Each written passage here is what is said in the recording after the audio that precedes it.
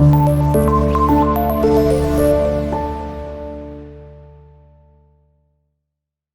मैं आपको बता ही रहा था लास्ट टाइम हमारी डिस्कशन शुरू जो हुई थी और वो फिजिकल क्वांटिटीज से शुरू हुई थी। बताया कि physical quantities actually of three types. Physical quantities are actually of three types. वो तीन किस्में, वो तीन टाइप्स कौन कौन सी हैं, उन तीनों पे थोड़ी सी बात, कम से कम दो पे थोड़ी सी बात मैंने कर ली थी। एक बेस क्वांटिटीज है, एक डिराइव्ड क्वांटिटीज है और एक सप्लीमेंट्री है।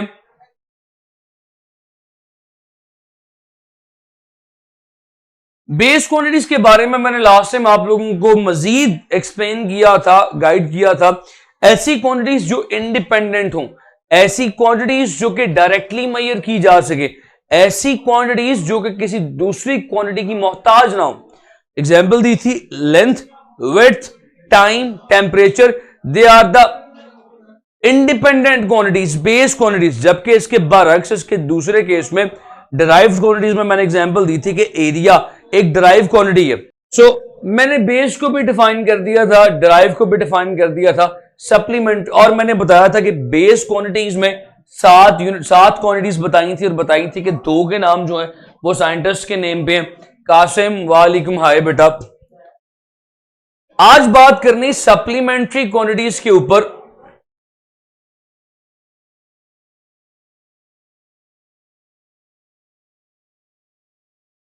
सप्लीमेंट्री क्वांटिटीज मेरा पुत्र दो किस्म की होती हैं। सप्लीमेंट्री क्वांटिटीज दो है। जिस तरह मैंने बताया था कि बेस जो है वो 7 है, डिराइव इनफिनिट है। डिराइव क्वांटिटीज जितनी मर्जी बना ले, बेस क्वांटिटीज दो हैं। वो दो बेस क्वांटिटीज कौन कौन सी हैं जरा सुनिएगा। एक को कहा जाता है प्लेन एंगल और दूसरी को कहा जाता है सॉलिड एंगल। प्लेन एंगल बोले तो सर्कल है, इस सर्कल में किसी पॉइंट पे, सेक्टर पे बनने वाला एंगल टू डायमेंशनल एंगल या प्लेन एंगल कहलाएगा। तो इस प्लेन एंगल को सप्लीमेंट्री क्वांटिटी कहते हैं। इस प्लेन एंगल के जो यूनिट्स हैं, वैसे तो आपको पता है, कोई मसला नहीं यार, वैसे तो आपको पता है एंगल के जो यूनिट्स हैं, प्लेन एंगल पूरा नहीं लिखा, एंगल के जो यूनिट्स हैं आपने पहले पढ़े हुए हैं। एंगल के जो कॉमन यूनिट्स हैं वो डिग्री। मैं थोड़ा सा इसको मिटा के अपनी बात को यहां पे, मिटाने की जरूरत नहीं, यहां पे कर लेता हूं। प्लेन एंगल के जो जनरल यूनिट्स हैं जिनको आप बचपन से पढ़ते आए हैं, दे आर डिग्रीज। डिग्रीज से क्या मुराद है, अगर आप पूरे सर्कल को 360 इक्वल पार्ट्स में डिवाइड करें, ये 4 पार्ट्स में डिवाइड किया, 360 इक्वल पार्ट्स में डिवाइड करें तो एक पार्ट 1 डिग्री कहलाएगा। यानी in complete circle there are 360 degrees. इसके अलावा प्लेन एंगल के और भी यूनिट्स हैं, आपने वो नहीं सुने हुए, आगे बताऊंगा कहानियां, शाबाश। प्लेन एंगल के और भी यूनिट्स हैं, वो आपने नहीं सुने हुए। डिग्री के अलावा प्लेन एंगल का एक यूनिट है, उससे मिनट्स कहते हैं। अब मिनट्स तो टाइम का भी यूनिट है as well as minute. Angle का भी यूनिट है, वो एंगल का यूनिट कैसे है, याद रखिएगा, 1 डिग्री कंटेन 60 मिनट्स। एक डिग्री में 60 मिनट होते हैं। यानी अगर आप एक डिग्री के 60 मजीद छोटे हिस्से करें तो एक हिस्से को 1 मिनट कहा जा सकता है। फर्दर मोर, इससे एक कदम आगे चलूं, एक और प्लेन एंगल का जो यूनिट है वो सेकंड भी है। सेकंड टाइम का यूनिट भी है as well as second angle का यूनिट भी है। 1 मिनट को अगर मजीद 60 टुकड़ों में तोड़ा जाए तो एक हिस्सा जो आएगा वो 1 सेकंड होगा। यानी कि 1 मिनट में 60 सेकंड होते हैं। ये एंगल की बात की जा रही है, टाइम की बात नहीं की जा रही। अबव ऑल, इन सबसे ऊपर इस प्लेन एंगल का जो SI यूनिट है, SI यूनिट है, दैट इज रेडियन। तो मैंने आपको कितने यूनिट्स बताए, how many units I have told you, एक डिग्री बताया जिससे आप ऑलरेडी फेमिलियर है, एक सर्कल में 360 डिग्रीज, और एक डिग्री में 60 मिनट्स के बारे में मैंने आपको बताया, और तीसरा मैंने आपको सेकंड्स के बारे में बताया। चौथे यूनिट्स जो हैं they are radians, SI unit radians है। अब रेडियंस एसआई यूनिट है, सो लिहाजा हम कहते हैं जो प्लेन एंगल का एसआई यूनिट है दैट इज रेडियन। अब की हमारी डिस्कशन जो है वो रेडियंस पे चलेगी। जी मैंने अभी कुछ भी रेज नहीं किया, स्क्रीनशॉट्स लेते जाएं, आप लोग साथ साथ लेते जाएं, और अगर बाद वक्त मिस भी हो जाए तो परेशान होने की बात नहीं है, आप लेक्चर खत्म होने के बाद दोबारा भी देख सकते हैं, आपके पास टाइम टेबल में मौजूद होंगे, पढ़े होंगे, आप दोबारा भी देख सकते हैं। सो भाई अब हमने रेडियंस पे थोड़ी सी बात करनी है डिटेल में। What is the radian, radian angle कब होगा, रेडियन एंगल क्या होगा। मान लीजिए कि एक सर्कल का रेडियस आर है और उस सर्कल की जो लेंथ, आर्क लेंथ है, जो आर्क बन रही है वो एस है। सो रेडियन की कंडीशन सुन लें, when the angle will be radian, मान लीजिए कि ये रेडियस आर्क लेंथ के अगर इक्वल हो जाए, if the radius becomes equal to the arc length. Example देने की कोशिश करता हूं, उसको समझाता हूं। मान लें कि ये दो रेडियस हैं, ये दो रेडियस आपके सामने लेके आ रहा हूं कैमरे के, और ये मेरी उंगली आर्क लेंथ है। क्या आर्क लेंथ रेडियस के बराबर है? नहीं, आर्क लेंथ छोटी है, रेडियस बड़े है, तो एंगल को बढ़ाया, इतना बढ़ाया कि arc length, now this black marker, arc length जो है वो रेडियस के बराबर हो जाए, तो जो बीच में बनने वाला एंगल होगा it would be called as 1 radian. So if radius becomes equal to arc length, उस वक्त जो थीटा बनेगा that theta would be equals to 1 radian. जो एंगल बीच में बनेगा उसे हम 1 रेडियन कहेंगे। सो कंडीशन क्या है, अगर रेडियस आर्क लेंथ के इक्वल हो जाए तो उस वक्त जो एंगल बीच में बनेगा that will be called as 1 radian. इसको साबित करते हैं।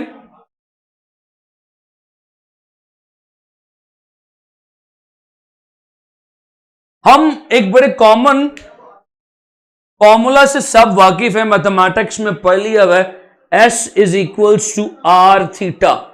तो इस फॉर्मूला से देखिएगा क्या होता है, अगर एक चक्कर मुकम्मल हो जाए, ये रेडियस को खोलते चले जाएं, इतना खोल लेंगे पूरे के पूरे सर्कल के इक्वल आ जाए, फॉर कंप्लीट सर्कल, एक मुकम्मल सर्कल के लिए जो S की वैल्यू है, पूरे सर्कल के लिए आर्क लेंथ S की वैल्यू 2 पाई r सर्कमफेरेंस के इक्वल हो जाएगी। तो जरा वैल्यूज पुट करें इस इक्वेशन में, इक्वेशन बन जाएगी, यहां पे लिखता हूं, ये इक्वेशन कुछ इस तरह से बन जाएगी। S की जगह आ गया 2 pi r, that is equal to r theta, r से कैंसिल हो गया, theta would be equals to 2 pi radian. याद रखिएगा एक पूरे सर्कल में कितने रेडियंस होते हैं, जैसे आपने पढ़ा हुआ एक पूरे सर्कल में 360 डिग्रीज होते हैं, वैसे याद रख लीजिएगा एक पूरे सर्कल में रेडियंस में अगर कहा जाए तो 2 पाई रेडियंस होते हैं। सर वीडियो में प्रॉब्लम है, मैं अभी चेक कर लेता हूं यार। इतनी बात तो मुझे समझ में आ गई कि in a complete circle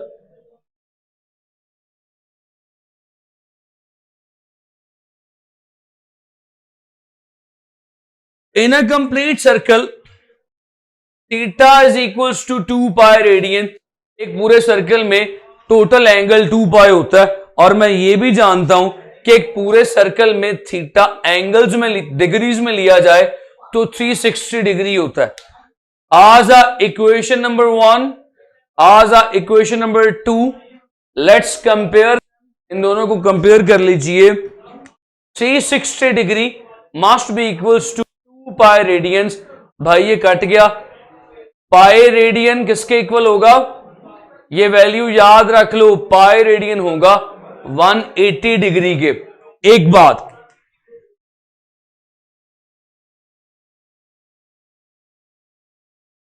pi radian is equals to 180 degree. एक बात, अब मुझे रेडियन को मुकम्मल तौर पे डिग्री में कन्वर्ट करना है, दोनों तरफ पाई से डिवाइड कर दो। 1 radian is equals to 180 over pi, तो इसको लिखा जाता है ऑलमोस्ट 57.3 डिग्रीज। तो तुम्हारे पास दो वैल्यूज आ गई। फ्रैक्शन में 1 radian is equals to 180 over pi degree, और डेसिमल में 1 radian is equals to 57.3 degrees approximately. तो दोनों वैल्यूज अपने दिमागों के अंदर, खोपड़ियों के अंदर फिट कर लो, भूलनी नहीं है। आपके सामने मैंने डेरिवेशंस के साथ सवाल करके दिखा दिया। लो भाई, let's move little bit further, आगे चलते हैं एक कदम। सवाल सवाल मैं स्क्रीन पर देखूं, यहां पे जहां पे लिखने लगा तुम लोग को नजर भी आएगा कि मैं अकेला अकेले लिख ही जाऊंगा? आएगा नजर हल्का हल्का।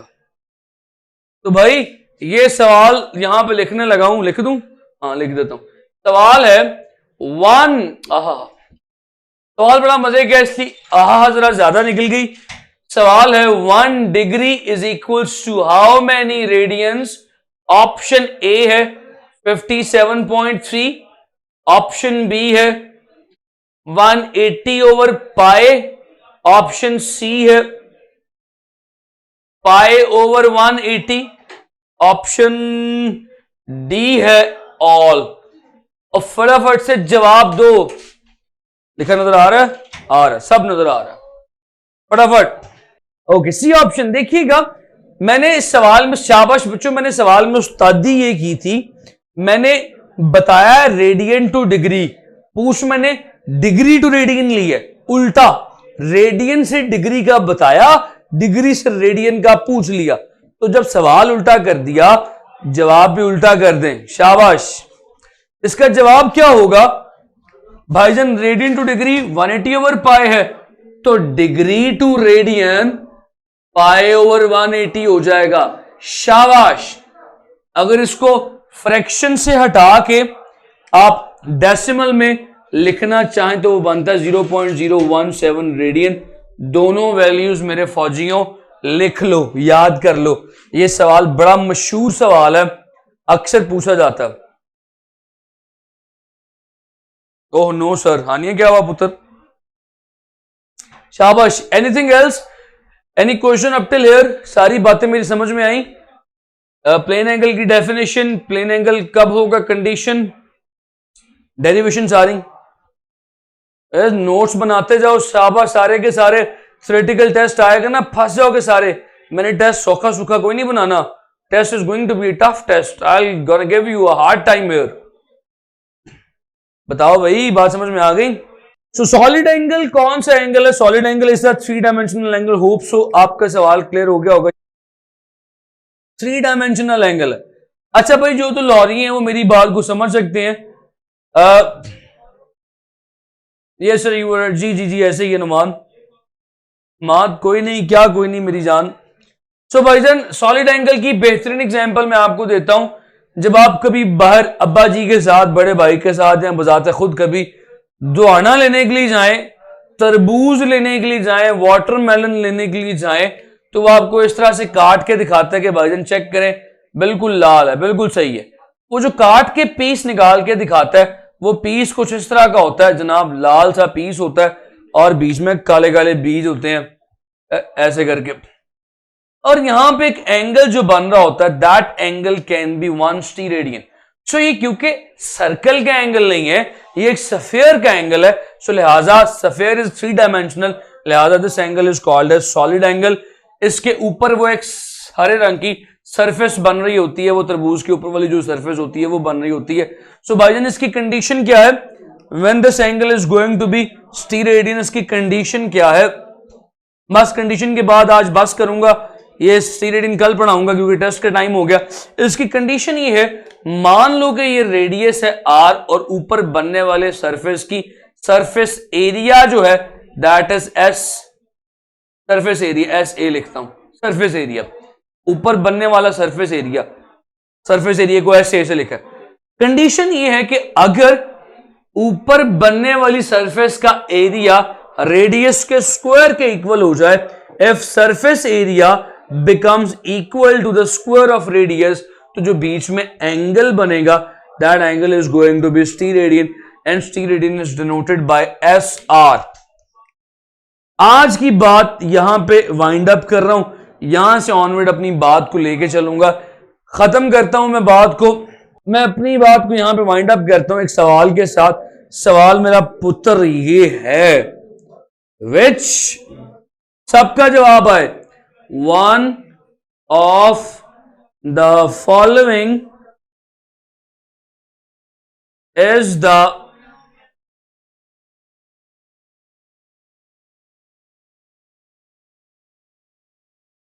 Supplementary quantity.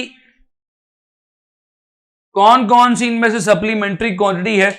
ऑप्शंस में, ऑप्शंस ऊपर लिख देता हूं, radian, option B steradian, option C both, option D none. चलो भाई चलो, शाबाश, जवाब दो, फौत नहीं होना, मतलब सो नहीं जाना, फटाफट जवाब दो। इनमें से कौन सी सप्लीमेंट्री क्वांटिटी है? रेडियन, स्टीरेडियन दोनों सप्लीमेंट्री हैं या नन? क्या ख्याल है? अपन को जवाब मांगता, जवाब दो। Everyone is giving me the option C. ये वो सवाल है कि जो कि 99.99% बच्चे गलत करते हैं। मैंने बताया भी था, डराइव्ड क्वांटिटीज दो हैं। कौन सी दो हैं? प्लेन एंगल और सॉलिड एंगल। इसकी करेक्ट ऑप्शन नन है। ऑप्शंस में रेडियन और स्टीरेडियन लिखा हुआ है, ये सप्लीमेंट्री यूनिट्स हैं, सप्लीमेंट्री क्वांटिटीज प्लेन एंगल और सॉलिड एंगल है। शाबाश सना पुत्र, शाबाश, हाँ महीन पुत्र, शाबाश। तो इसकी करेक्ट ऑप्शन नन है। Why none? बिकॉज ये दोनों सप्लीमेंट्री यूनिट्स हैं। I am talking about supplementary quantities. ठीक है जी, तो लें जी, I am gonna wind up my lecture here, I'm gonna finish my lecture here. I'm gonna compile my lecture here. So यहाँ पे मुझे इजाजत दें, इंशाल्लाह tomorrow we will meet something with something new. कल से onward फिर हमारी डिस्कशन जो है वो आगे लेके चलेंगे और आगे बढ़ाएंगे। यहाँ पे हम अपनी बात को वाइंड अप करते हैं। Thank you so much, Allah Hafiz.